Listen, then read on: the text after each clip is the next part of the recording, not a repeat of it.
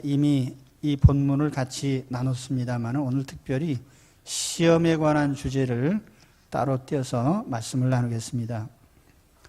그리스도인들이 시험이라는 말을 많이 씁니다. 시험에 들었다, 시험당한다. 이 시험이라는 게 뭘까요? 야고보 1장에 보면 이 시험을 가장 잘 정의를 해놨는데요.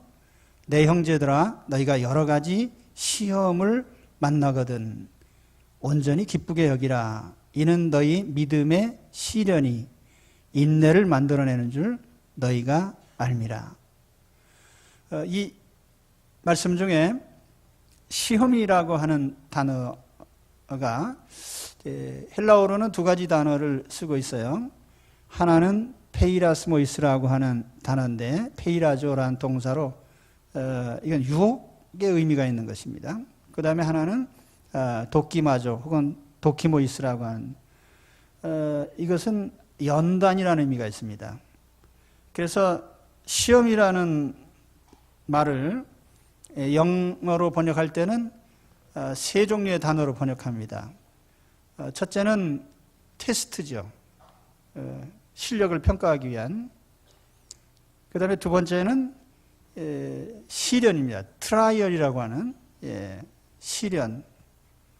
그 세 번째는 템프테이션입니다. 유혹이라고 하는 단어로 번역이 되는데, 그것이 테스트가 됐든지 트라이얼이 됐든지 혹은 템프테이션이 됐든지 간에 아무튼 시험이라는 건 괴로운 겁니다. 시험 당하면 힘들어지고 괴로워지고 어려워집니다. 그래서 그리스도인의 삶에 이런 시련이 없고 시험이 없다면 얼마나 좋을까요? 그러나 시험이 없다면 그건 그리스도인이 아닙니다. 모든 사람은 시험을 당하죠. 왜 사람들은 시험을 당하게 될까? 성경은 이 시험 혹은 고난의 세 가지 근원을 얘기합니다.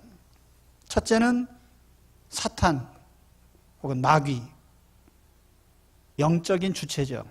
시험을 일으키는 영적인 주체입니다. 세상 사람들은 사탄의 존재를 인정 안 하지만 성경은 가장 우리 그리스도인들을 또 인간을 시험에 빠뜨리는 존재가 사탄임을 분명히 합니다. 인류의 시조가 타락하게 된 계기도 사탄의 유혹에서 시작이 됐죠. 사탄은 가룟 유다로 하여금 예수님을 배반하게 만들었습니다. 사탄은 신자들의 마음에 뿌려지는 하나님의 말씀을 뺏어갑니다. 아나니아와 삽비라의 마음속에 돈에 대한 욕망을 부추겼습니다. 그리고 사도가 주의 일을 감당할 때에 그 사도들의 사역을 끊임없이 방해했습니다. 사람들에게 거짓 기적과 능력을 보여주면서 때로는 광명의 천사로 위장합니다. 그리고 성도를 넘어뜨리기 위해서 잠시도 쉬지 않고 역사하는 그 존재가 바로 사탄입니다. 모든 괴계와 악행이 가득한 자요 마귀의 자식이요. 그러니까 죄 짓는 사람은 그 배후의 장본인이 마귀가 되는 겁니다.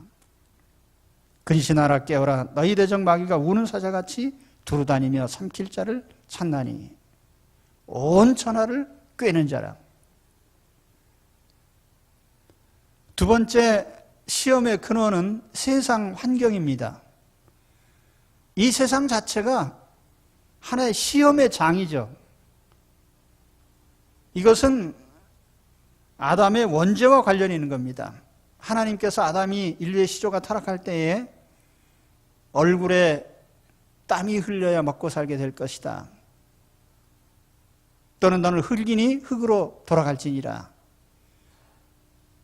그래서 인간 세상의 원천적인 이 고난이 바로 원죄에서 비롯되었고, 이것은 모든 세상에 가득 차 있습니다.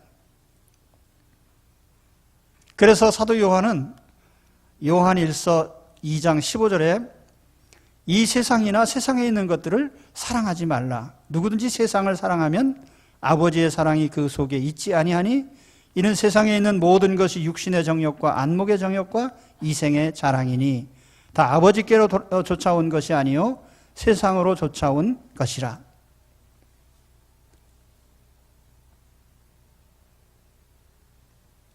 이 세상에 눈에 보이는 것, 우리가 귀로 듣고 입으로 먹고 손으로 만지는 대부분이 다 유혹의 환경이에요. 입는 것도 유혹이고 거하는 것도 유혹이고 소유와 재산도 유혹이고 돈이 유혹이고 권력이 유혹이고 세상의 명예가 다 유혹입니다.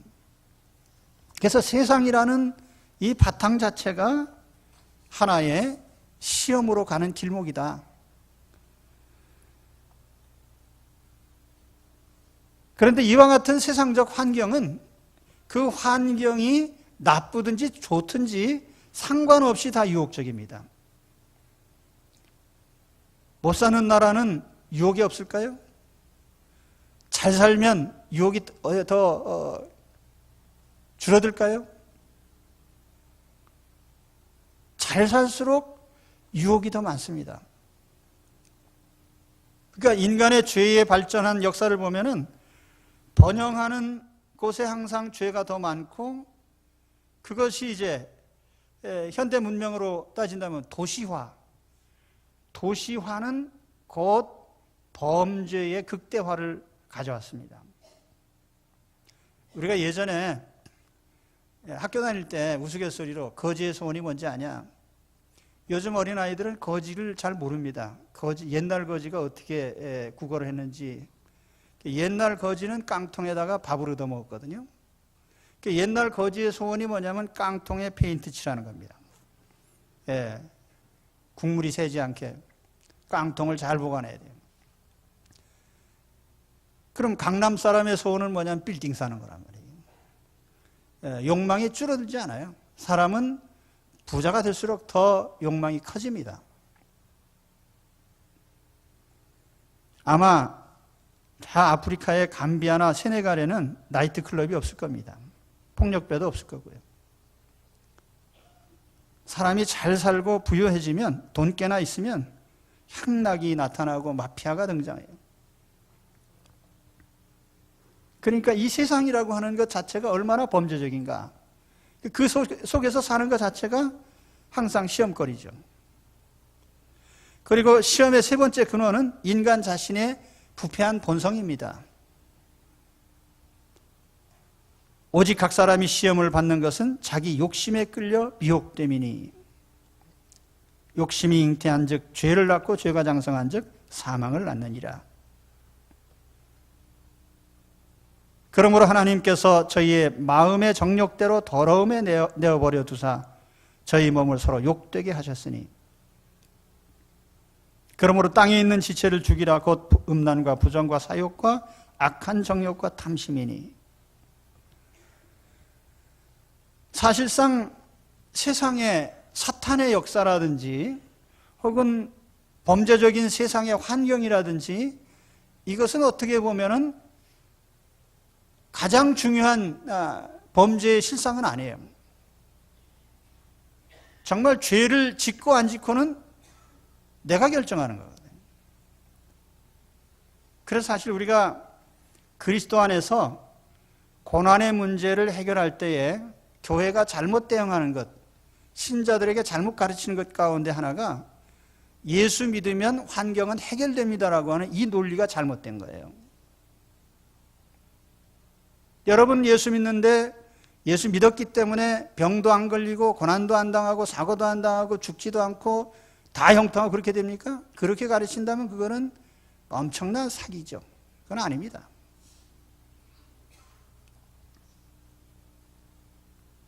정말 우리가 시험에 드는 가장 중요한 것은 내 자신이 죄악된 본성을 가지고 있다는 거예요. 죄악성이에요. 그렇기 때문에 우리가 고난의 문제를 해결할 때에도 이 모든 행동의 주체가 되는 내 자신이 결정하고 내 자신이 풀어가야 될 문제예요. 고난은 외부에서 해결할 문제가 아닙니다. 시험이 그렇단 말이에요. 시험이라는 것은 마귀가 와서 유혹을 하고 세상이 유혹을 한다 해도 죄에 안 빠지면 되는 거 아니에요. 그건 내가 결정할 문제예요. 그러니까 우리가 어떤 고난을 당하고 시련을 당할 때에 남의 탓하는 것은 아주 잘못된 겁니다. 원망하고 불평하고 너 때문이야, 남들 때문이야, 세상 때문이야. 왜냐하면 결국 시험에 빠진 것은 내 자신이기 때문이죠. 아무튼 우리가 시험에 빠지는 세 근원에 대해서 알고 있어야 됩니다. 첫째는 사탄, 마귀가 우리를 끊임없이 범죄하도록 작용을 합니다. 두 번째는 이 세상의 환경이 죄를 부추깁니다. 그리고 세 번째는 내 자신의 죄악된 본성이 자꾸 이 죄에 빠져들게 만듭니다. 자, 그러면 이와 같은 시험들이 특정인에게만 다가오는 것인가? 아니에요. 시험은 보편적인 것입니다. 앞서 말씀드렸지만 예수 믿으면 고난이 없다라고 가르치는 것은 그건 100% 거짓말이에요.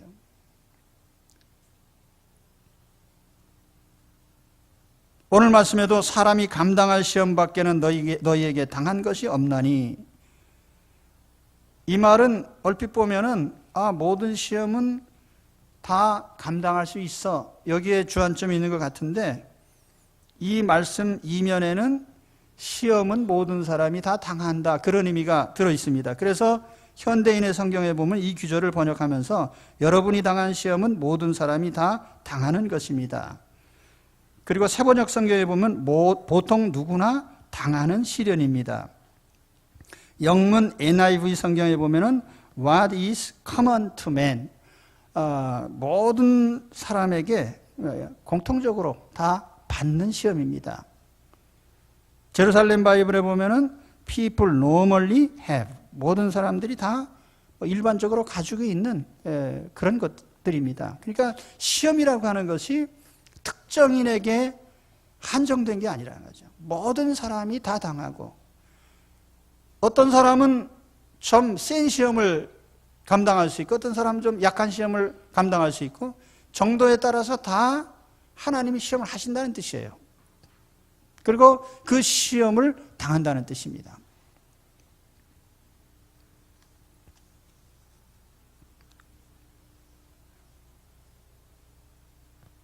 예루살렘 높은 언덕에 그 아우슈비츠 기념관이 있습니다. 그 비극을 일깨우기 위해서 예루살렘을 방문하는 사람들에게 보여줍니다. 그런데 그 마당에 보면은 욥의 동상이 있어요. 욥은 고난의 상징이죠. 이스라엘 민족은 그 욥을 이스라엘 민족의 상징으로 봅니다.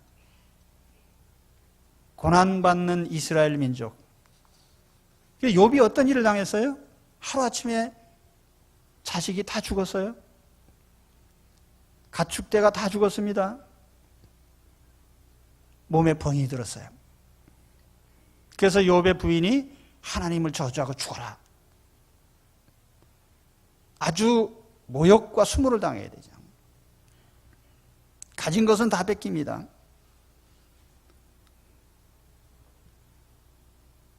야곱의 11번째 아들 요셉, 고난을 연속적으로 당하죠. 형들에게 버림받고 노예로 팔려가고 누명을 뒤집어 쓰고 감옥에 가고.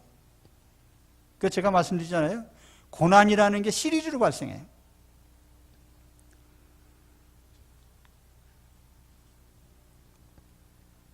그렇다 해도 욥이 당한 것이나 요셉이 당한 것이 특이한 것은 아니라는 거예요. 재산 잃어버리는 거 보편적인 거예요. 누구에게나 당하는 일입니다. 사람 죽는 거 누구나 다 당하는 일이에요. 작년 한 해 동안 24만 명이 죽었어요. 하루에 600명 이상 죽습니다.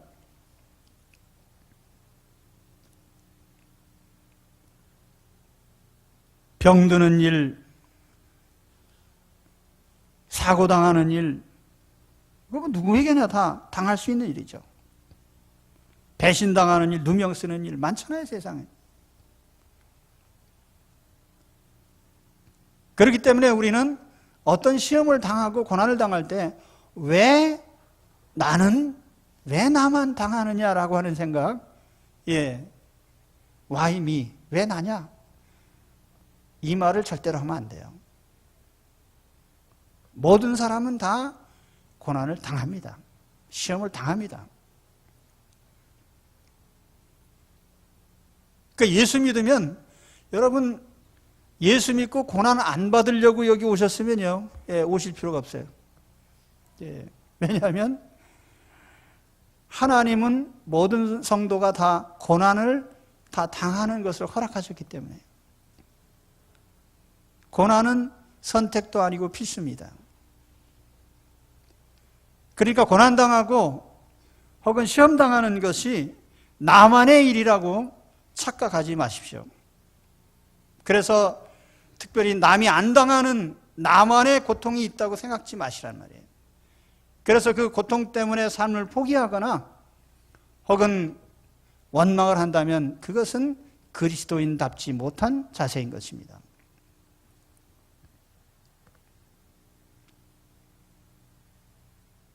그러나 우리에게 이 고난이 또는 시험이 아주 긍정적이고 기대가 되는 것은 우리에게는 어떤 시험이든지 반드시 이긴다는 사실이에요. 놀라지도 않으시고 아멘도 안 하시고 어쩌시겠다는 것입니다.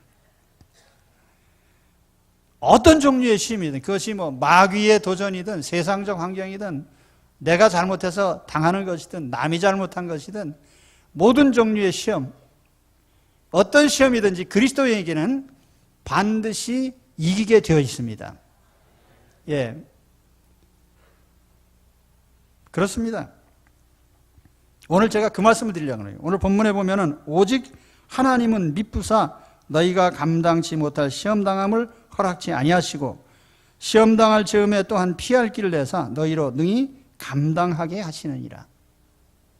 아멘.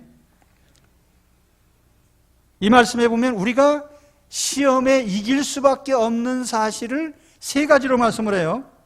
첫째로는 하나님은 미쁘시기 때문이다. 이 미쁘다는 말은 순 우리말인데 우리가 잘 단어의 뜻을 몰라요.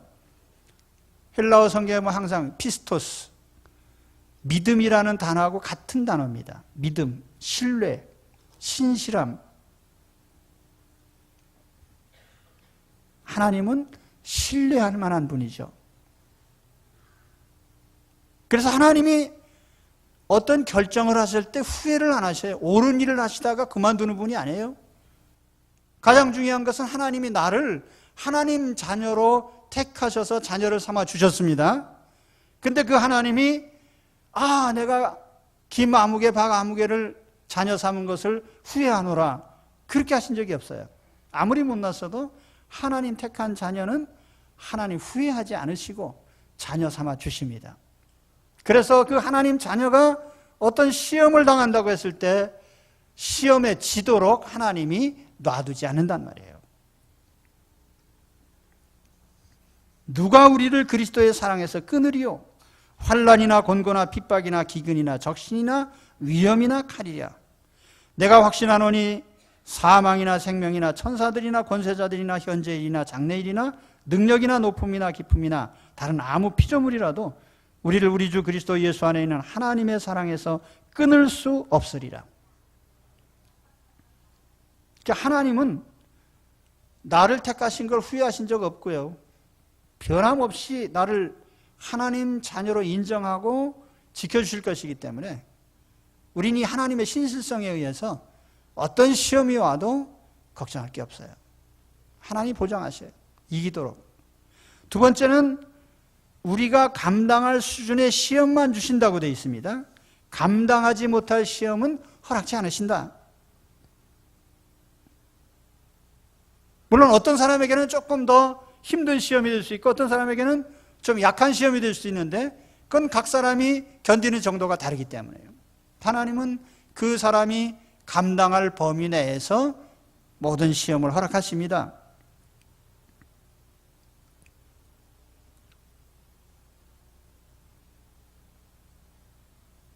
그러니까 우리가 어떤 시험을 당할 때 포기하거나 낙심하지 말아야 돼요.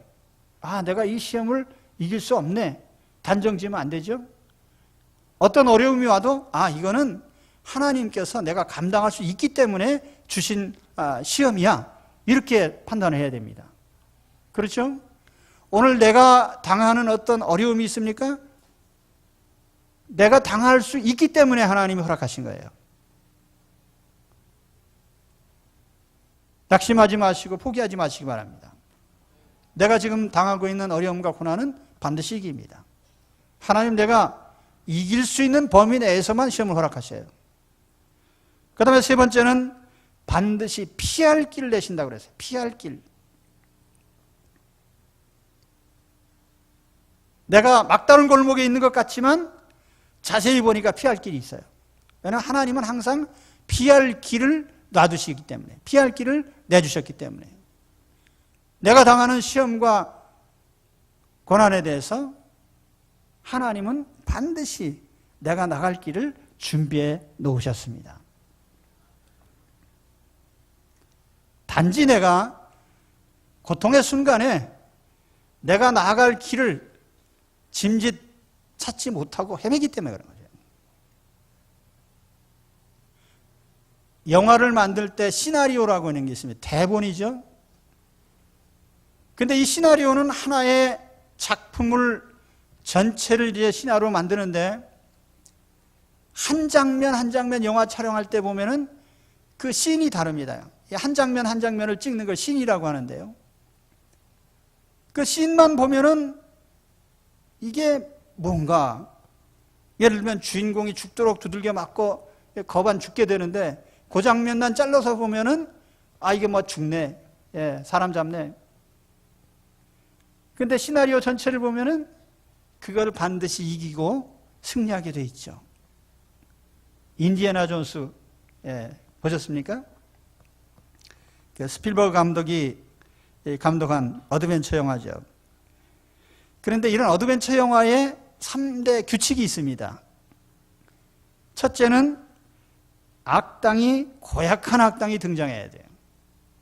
끝까지 죽지도 않고 쫓아오는 악당이 반드시 있어야 돼요. 근데 제가 우리 여자분들이 즐겨보는 홈 드라마도 보니까 패턴이 그래요.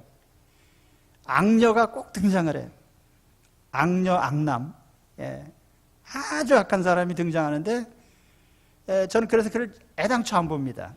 왜냐하면은 그 악녀가 빨리 안 끝나. 그 드라마 끝날 때까지 나와요. 계속 스트레스 받아. 그러니까 난 안 본단 말이에요.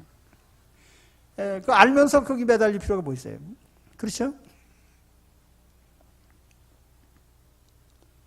그래서 이 어드벤처 영화에도 첫 번째 규칙이 악당이 반드시 등장해야 된다. 두 번째 규칙은 위험한 장면이 곳곳에 나타나야 돼요.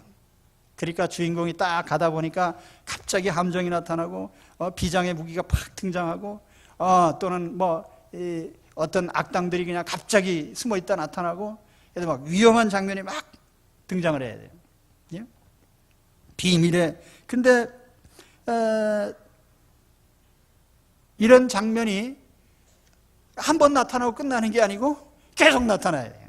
그럴수록 더 아주 드라마가 더욱 아주 재밌어지죠. 그 세 번째 원칙이 뭐냐면 주인공은 절대로 죽지 말아야 됩니다. 그러니까 어떤 어드벤처 영화도요, 초장에 주인공이 죽는 영화는 없어요. 주인공은 반드시 끝까지 살아남아야 돼요. 그래야 끝까지 보지요. 누가 초장에 주인공 죽으면 재밌게 보겠습니까?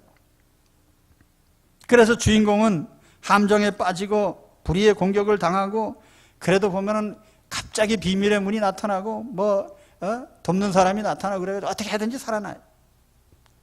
이게 시나리오예요. 하나님이 우리 성도들이 고난당하고 시험당할 때에 하나님은 각본을 아예 그렇게 짜놓으셨습니다. 그러니까 우리는 이기는 시나리오를 가진 사람들이에요. 피할 길을 항상 준비하고 시험을 당하는 사람들입니다. 믿으십니까? 그 성경이 그렇게 말씀하는 거예요. 오늘 말씀이 바로 그걸 얘기하는 겁니다. 우리에게 시험을 허락하신 하나님은 신실하신 분이에요. 믿을 만한 분이다. 또 우리에게 시험을 허락하신 하나님은 감당할 수준, 각자 감당할 수준 그 범위 내에서만 시험을 허락하신다. 세 번째는 피해야 할 길을 반드시 내신다. 그렇기 때문에 우리가 당하는 모든 시험은 반드시 이기도록 되어 있습니다. 자, 결론적으로 가장 중요한 말씀을 하나 더 드립니다. 이 말씀을 가만히 읽다 보면은 그러면 시험이라는 것은 하나님이 허락하셨기 때문에 당하는 거예요. 이건 굉장히 중요한 원리입니다. 하나님이 허락하시지 않으면 머리카락 하나도 상하지 않아요. 그러면 하나님이 우리 신자들이 당하는 모든 시험이요. 그 시험이라는 게 이런 겁니다. 마귀가 시험하는 것이든 다른 사람이 잘못해서 내가 당하는 고통이 됐든 혹은 내 자신이 잘못해서 당하는 고통이 됐든 그 모든 것은 하나님이 허용하셨기 때문에 나타난 거예요. 그럼 내가 어떤 괴로움을 시리로 당했다. 그거는 하나님이 허락하셨기 때문에 당한 겁니다. 심각하죠? 그럼 질문이, 그럼 하나님은 왜 이렇게 시험 당하도록 허락하셨냐 말이에요. 거기에 모든 시험에 열쇠가 있습니다. 하나님은 모든 걸 다 컨트롤하신 분인데 왜 하나님의 자녀가 시험과 고난을 연속적으로 당하도록 허락하시냐 말이에요. 두 가지 답이 있습니다. 첫째는 하나님의 일을 하시기 위한 거예요. 하나님의 일을 하시기 위한. 우리가 얼핏 보면은 요셉이 형들한테 배신당하고 17살 청년이 노예로 팔려가서 종살이하고 감옥에 들어가고 1년의 고난을 당하는 것이 참 불행해 보이죠? 그런데 하나님은 그 요셉을 통해서 야곱 집안을 애굽으로 이주시키시고 고센 땅에 정착하게 하시고 장정만 60만이 넘는 민족으로 성장하도록 하나님이 세우신 그 계획이 요셉의 고난을 통해서 실현이 돼가는 거예요. 놀랍죠? 그렇습니다. 사도 바울이 빌립보 감옥에 까닭도 없이 복음 전하다가 죄도 없이 붙잡혀가지고 매맞고 감옥에 들어가는데 왜 하나님의 일을 하는 사람을 매맞고 감옥에 같이 갔어요? 감옥 안에 들어가서 보니까 간수장이 내가 어떻게 해야 구원을 얻으리까? 기적의 결과로 그런 질문을 했고 내가 주 예수를 믿으라. 그러면 너와 내 집이 구원을 얻으리라. 빌립보 간수장이 회개하고 집안이 다 예수 믿고 세례받고 그래서 빌립보 교회의 기초가 된 겁니다. 오늘 내가 당하는 고난이 하나님이 혹 나를 통해서 누구를 구원하시고 하나님 나라를 세우시고 하나님의 역사를 이루시기 위한 하나님의 일을 하시기 위한 방편이 될 수 있습니다. 그렇기 때문에 나는 내가 무슨 고난을 당한다면 고난 자체에 몰입하거나 매이지 말고요. 하나님은 나를 통해서 무슨 일을 하시는지를 보시기 바랍니다. 아마 내가 하나님이 하신 일을 알고 있다면 기꺼이 나는 고난을 당할 것입니다. 32년 전에 제가 교회 개척할 때 별 죽을 각오를 다 했어요. 그러나 이런 여러 가지 어려움을 나는 예상을 하고 오히려 각오를 하고 왔어요. 왜냐하면 고난을 통해서 교회를 세우시고 복음을 전파하실 것이 뻔하기 때문에. 그래서 우리 그리스도인들은 고난당할 때에 단지 원망하고 불평하고 두려워하지 말고요. 고난을 통해서 내가 하나님의 일을 한다는 사실을 깨달아야 됩니다. 또 한 가지 중요한 목적은 성숙입니다. 우리의 신앙과 인격은 고난을 통해서 자라도록 돼 있어요. 고난을 통하지 않으면 우리는 깨닫지 못하고 인생의 의미를 잘 모릅니다. 그래서 주의 일을 하는 사람은 고난을 통해서 믿음이 확실해지고, 고난을 통해서 인격이 더 성숙되고, 고난을 통해서 단단한 하나님의 일꾼이 될 수 있습니다. 고난은 성숙의 방법이에요. 고난당하지 않은 사람은 결단코 인생의 의미를 잘 모릅니다. 고난을 통과하지 않은 사람은 하나님의 일을 용기 있게 할 수 없어요. 그래서 고난이라고 하는 이 과정은 우리 신앙생활에 마치 용광로와 같아요. 그래서 쇠붙이를 녹여서 금을 재련하듯이 불 속에서 정금 같은 신앙을 만들어내는 것입니다. 그래서 고난을 통해서 우리는 거룩해지고, 고난을 통해서 우리 인격은 자라게 되어 있습니다. 신앙이 확신을 가지고 성숙하게 되어 있어요. 그러니까 우리가 고난을 당하면, 이번 고난을 통해서 내가 얼마나 신앙적으로 큰 사람이 될까를 기대하시기 바랍니다. 그러면 고난은 즐거운 것이 되겠죠. 그래서 오늘 야고보 사도가 야고보 1장에서 말씀같이, 그러므로 여러 가지 고난을 당하면 온전히 기쁘게 여기라, 그렇게 말씀합니다. 그러므로 이제부터는 우리는 고난에 대해서 두려움으로 고난 당하면 어떻게 하나 하는 이런 마음으로 임하지 마시고요. 고난을 통해서 하나님의 일을 하시고 하나님이 원하시는 성숙된 단계로 나가게 되시기를 주의 이름으로 축원합니다. 기도하겠습니다. 하나님 아버지,